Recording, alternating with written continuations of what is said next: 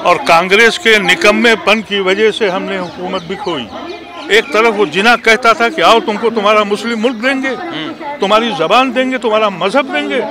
हमने कहा कि नहीं, हम सांझी विरासत में रहेंगे। उसकी इतनी बड़ी सजा हमको दी जा रही है। कभी नहीं सोचा था कि मुझसे पूछा जाएगा कि साबित करो कि तुम हिंदुस्तानी हो। और वो लोग हमसे पूछ रहे हैं, और वो लोग हमसे पूछ रहे हैं जिन्होंने हिंदुस्तान की लड़ाई के लिए 1 मिनट भी नहीं लगाया था। उनको ज़रूरत है कि जिसकी दादी ने, जिसके बाप ने अपने मुल्क के लिए अपने खून को बहा दिया हो, उसको ज़रूरत है बताने की कि वो ब्राह्मण है। ब्राह्मण कैसे हो गया वो? हमको इतनी सख्त सजा आप क्यों देते हैं? 70 साल के बाद हमसे पूछते हैं तुम देशद्रोही या देशभक्त हो? हमने किश्तियां जला दी अपना खून बांट दिया गांधी के नाम पर, नेहरू के नाम पर। अब हमको तुम कैटलिस्ट बनाकर इलेक्शन जीतते हो। तुम कहते हो कि मुसलमान को अपीजमेंट हो रहा है। कोई कौम ऐसी है? हमको ऑप्शन था। एक तरफ वो जिना कहता था कि आओ तुमको तुम्हारा मुस्लिम मुल्क देंगे, तुम्हारी जबान देंगे, तुम्हारा मजहब देंगे। हमने कहा कि नहीं, हम सांझी विरासत में रहेंगे। उसकी इतनी बड़ी सजा हमको दी जा रही है। लेकिन आज भी मुझे उम्मीद है, और वो उम्मीद जो हमने हमारे बुजुर्गों ने देखी थी कि हम सांझी विरासत में रहे हैं, सांझी विरासत में रहेंगे। अफसोस ये है कि चुप्पी बंद कर दी जाए। ये जो खामोश तबका है, जिसका दिल धड़क रहा है, जिसके दिल में दर्द हो रहा है, ये मुल्क टूटता हुआ। मैं 78 साल का हो गया, बीमार आदमी हूँ। मैंने कभी अपने ज़िंदगी में यह तस्वुर नहीं किया था कि मैं 78 साल कभी सोचा नहीं था कि कभी नहीं सोचा था कि मुझसे पूछा जाएगा कि साबित करो कि तुम हिंदुस्तानी हो। और वो लोग हमसे पूछ रहे हैं, और वो लोग हमसे पूछ रहे हैं जिन्होंने हिंदुस्तान की लड़ाई के लिए 1 मिनट भी नहीं लगाया था। वो लोग हमसे पूछ रहे हैं जो अंग्रेज़ों के लिए भर्ती कर रहे थे, सुभाष चंद्र बोस की आर्मी में लोगों को जाने से रोक रहे थे, वो हमसे पूछ रहे हैं। कमाल की बात है। इसीलिए मैं समझता हूँ कांग्रेस ने अपनी राह छोड़ दी थी, क्योंकि कांग्रेस एक आइडियोलॉजी है। मुझे खुशी है कि राहुल गांधी ने इलेक्शन जीतने के बजाय आइडियोलॉजी को पकड़ा है, और आइडियोलॉजी जो है वही, वो मुझे फख्र है। मैं कांग्रेस का मेंबर नहीं हूँ, हाँ कांग्रेसी हूँ। कांग्रेसी इसलिए हूँ कि उस वक्त दो ही ऑप्शंस थे, या तो आप मुस्लिम लीगी बन जाइए, या आरएसएस के बन जाइए, या हिंदू महासभा के बन जाइए। मुसलमानों के लिए सिर्फ 2 थे, या तो लीगी बन जाए या कांग्रेसी बन जाए। तो हम तो कांग्रेसी हैं, और कांग्रेस के निकम्मेपन की वजह से हमने हुकूमत भी खोई। ये भी बात मैं आपसे बताना चाहता हूँ। कांग्रेसियों को इस बात का बुरा लगे या अच्छा, उन्होंने यह किया है, अपनी आइडियोलॉजी छोड़ दी इलेक्शन जीतने के चक्कर में।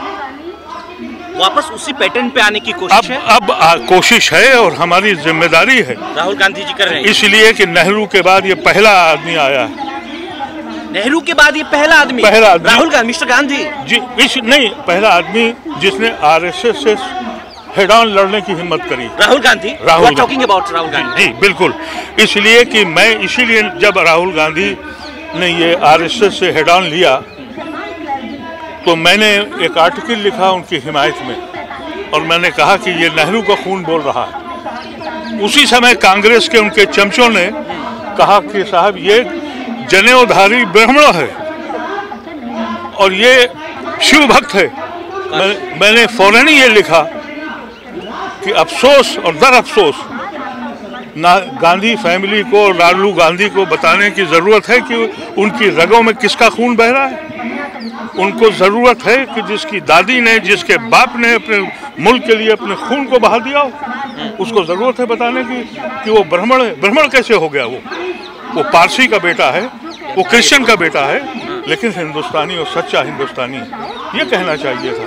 लेकिन अब राहुल गांधी का जो स्टैंड है, मैं समझता हूँ उसकी सराहना करनी चाहिए, और वही एक तरीका है उन लोगों को जो इस देश को पे कब्जा करके बैठ गए हैं, जिन्होंने इस देश के लिए कभी कुछ नहीं किया। सर, मैं एक लास्ट क्वेश्चन आपसे करना चाहूँगा। ये जो पूरा पटकथा लिखी जा रही है, जिसके द्वारा लिखी जा रही मेन स्ट्रीम मीडिया।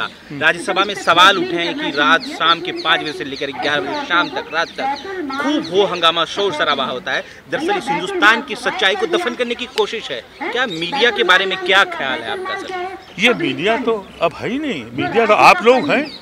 अगर आप न हो तो सोशल मीडिया है, नहीं जरिया निकला है ना ये। अगर आप न होते तो ये इस मुल्क को ख़त्म ही कर दिया था इन्होंने, छोड़ा ही नहीं था। इसलिए कि मीडिया, देखिए अखबार का मतलब क्या होता है। गांधी ने अखबार निकाला हरिजन, पैसा कमाने के लिए नहीं, दिमागों को, जहन को तैयार करने का। मौलाना आज़ाद ने अखबार निकाला अल बिलाग अल हिलाल, पैसा कमाने के लिए नहीं। नेहरू ने अखबार निकाला नेशनल हेराल्ड, पैसा कमाने के लिए नहीं। अखबार पैसा कमाने के लिए नहीं निकलते थे, अखबार निकलते थे और जो जर्नलिस्ट होते थे वो जहन को तैयार करते थे, वो एक खाका तैयार करते थे अपनी कौम के लिए। अब महाजन उसका जरिया बन गए कमाने का। जब कमाने की दौलत आ जाए, यहाँ तक स्कूल कॉलेजेस सब कुछ अब कारोबार हो गया। जब जिंदगी कारोबार बन जाए तो इखलाक ख़त्म हो जाता है और फिर इंसान नहीं वैशी रह जाता है।